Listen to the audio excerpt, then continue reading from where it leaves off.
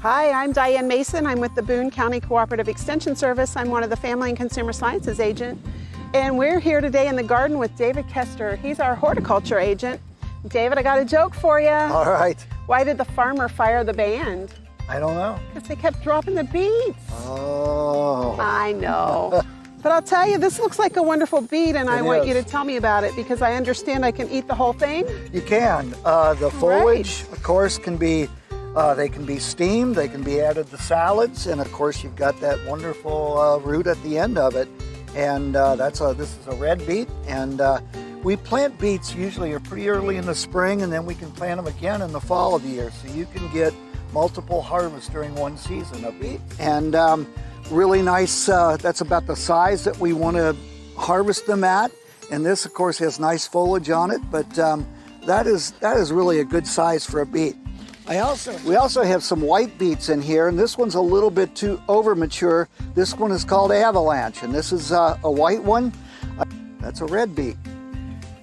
And that, of course, that's the beautiful color in there. And the red beets, of course, run a little bit. They actually lose that juice. And at one time, many years ago, they thought that they could use the red color from the beets as a dye for the American flag. But what they found that color just wouldn't hold, and the color ran. So that would never do for an American flag. And just take a look at the color that this one provides.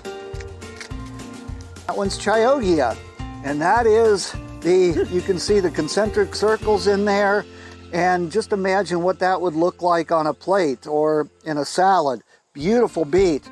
Down here, here is my gold, and take a look at the color inside that beet. And this one is a little bit too big. We would have liked to have harvested a little bit sooner, but absolutely gorgeous. And you can have different colors on the same plate. And again, beets are very easy to grow. Plant them in the spring or come back and plant them in the fall of the year as well. Okay, David, I know we've talked just a little bit about planting beets, and you've explained to me that you have to thin them out because if you don't, you do.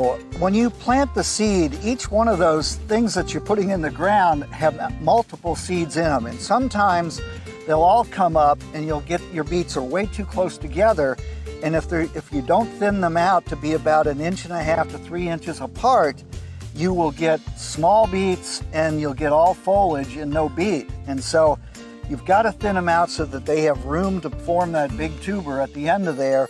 And that's what you really want with your beets. Okay, then you said this one was pretty much a good size. That's perfect. This would be a baby beet, and a lot of people like that size and feel that it's just the right size to serve and things like that. Mm-hmm. And then that one, this one's over mature. This one should have been harvested maybe a week or two ago, and got a little too big. And you really can't tell by the foliage, can you? No, you really can't. Not a lot of difference. And the foliage, of course, is completely edible and something that we want to use as well. Okay. What about bugs? Beets do get a few bugs, but you can see we haven't really applied anything to these, and we've had really good luck. No damage to them whatsoever. Mm-hmm. Whenever you're choosing beets, you just for beet greens, you just want to get the nice-looking beet greens, not wilted or slimy. Mm-hmm. So my other question is sugar beets. Do we grow those around here? We don't grow them around here, but when I got out of college, I worked for a vegetable processing company, and we had a lot of our growers who also grew sugar beets, and this is up in northwestern Ohio, and that beet gets enormous. It's a giant bulb at the end of that plant, and there's actually more sugar made from sugar beets than there is from cane sugar. Now, are those beets red or white? They're white. Okay, I'm just curious. White. I've never seen a sugar beet, so. They're huge. All right, so any other tips you have for beets? Or? No, I think they're just, I think a lot of people either love or hate beets, and I just think, you ought to give them a try. Yeah, they taste a little earthy sometimes. Mm-hmm, they do. So thanks so much for sharing great information about beets, and give them a try, and I love all these different colors. So thanks for sharing that. Hi, it's Diane again, and I brought the kitchen out to the garden today, and we're going to talk about beets.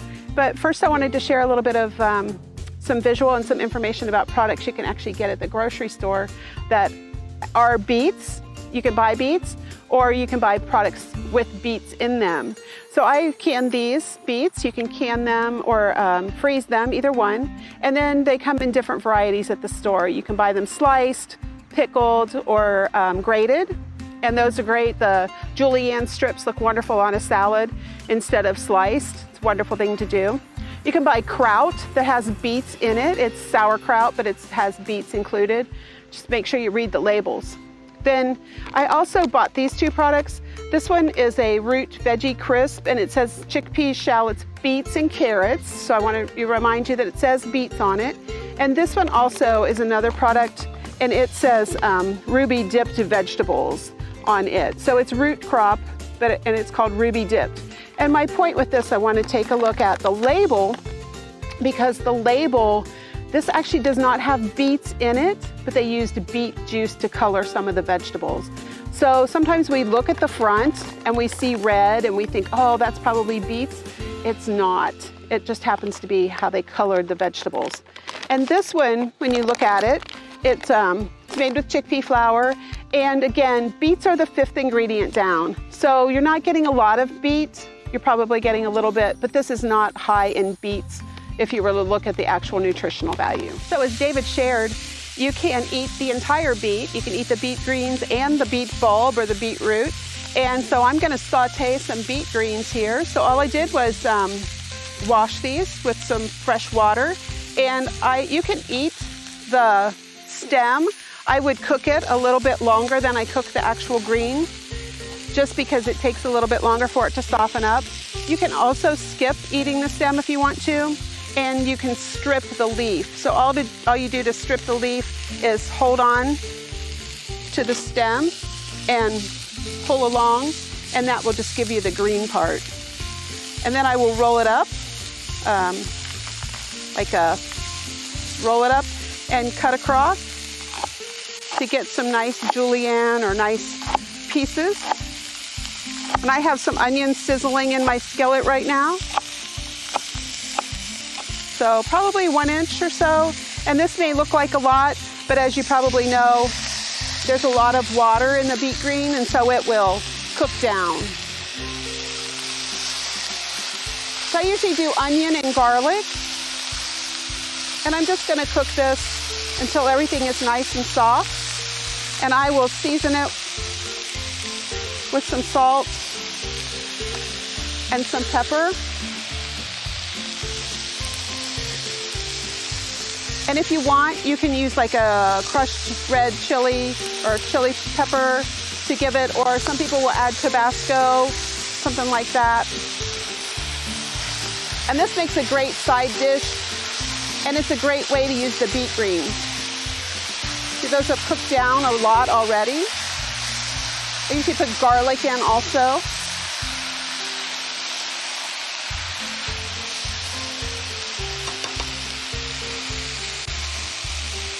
So that makes a great side dish. You can also eat these raw. You can put them in a salad. I believe David mentioned that. And it's a great way to use up the entire product. One thing about beet greens, when you buy beets at the store, or if you harvest them, you're gonna get the whole thing. And you'll want to take the beet greens off from the bulb.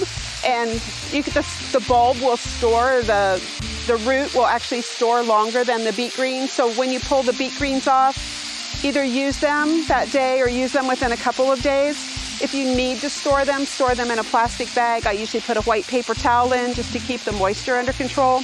And they'll store for maybe 3 or 4 days. But once they start getting slimy, they're really not good to use. Whereas the bulb, or the root by itself, will store in the refrigerator for several days, up to a week, even a week and a half. So kind of think about that when you're getting ready to purchase. So really, this is done. Nice mess of beet greens right there. Put that alongside something, and piece of chicken or beef or pork, and you've got a great side dish. David, when I get this at the grocery store, it's called rainbow chard. Now, tell me about it. Does all of these grow on one plant? No, all different plants, but they have different colors. And it's just become such a really gorgeous plant. And a lot of people just use these in their ornamental plantings around their patio and things like that. But and they never use it as a vegetable to eat. And it really is a wonderful vegetable to use. But you get both things from this. You get beautiful color, beautiful plant, and you can eat it. Mm-hmm. And you can eat the whole thing, right? Well, you sure can. A lot of people will take the foliage off of this and they'll chop up the stems and they'll saute that, and then they'll add the foliage back in. And it really is a wonderful vegetable.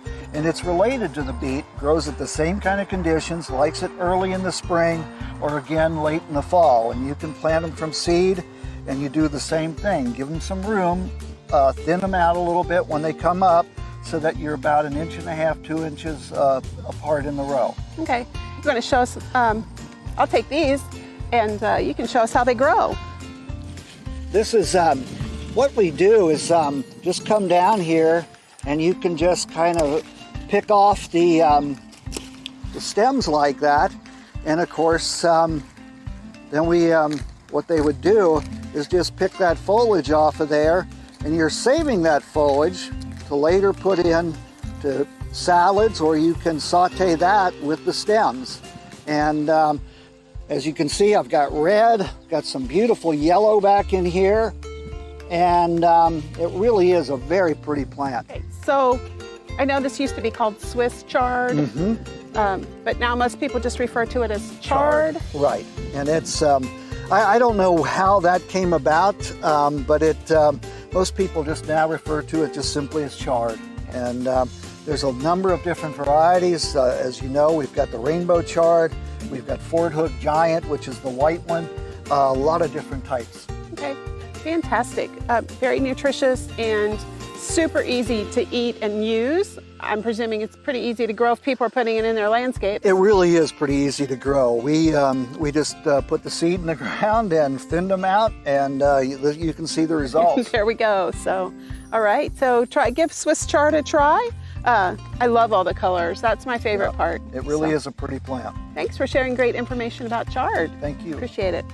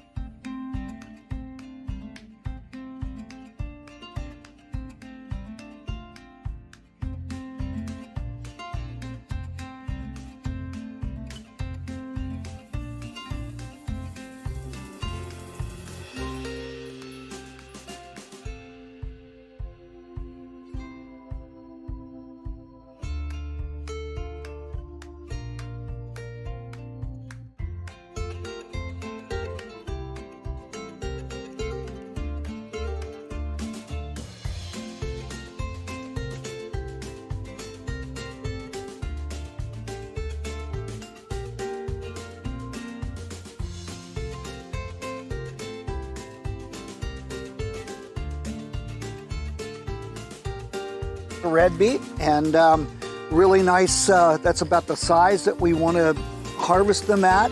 And this, of course, has nice foliage on it, but that is really a good size for a beet.